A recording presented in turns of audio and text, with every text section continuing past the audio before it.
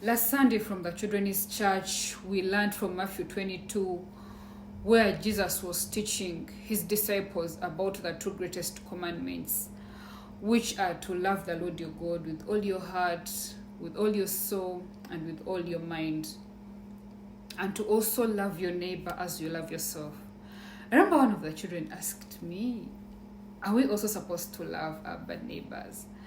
And in that moment, I got reminded about a parable in Matthew 18 about the unforgiving servant.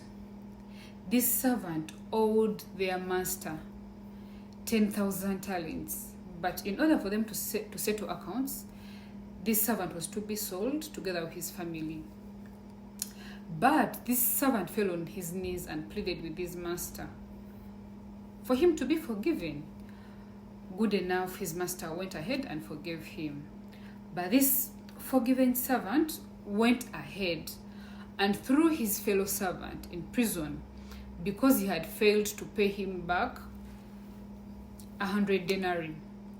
So when the master overheard this, he got this forgiven servant and threw him to the torturers until when he paid off what he had been forgiven.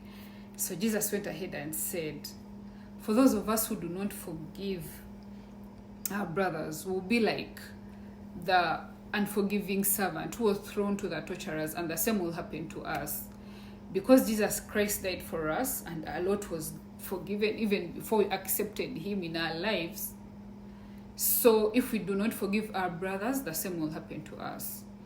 And it's not to call us into condemnation, but to call us to a place of asking God for the grace to forgive our brothers. Because we were also forgiven, who are we not to forgive?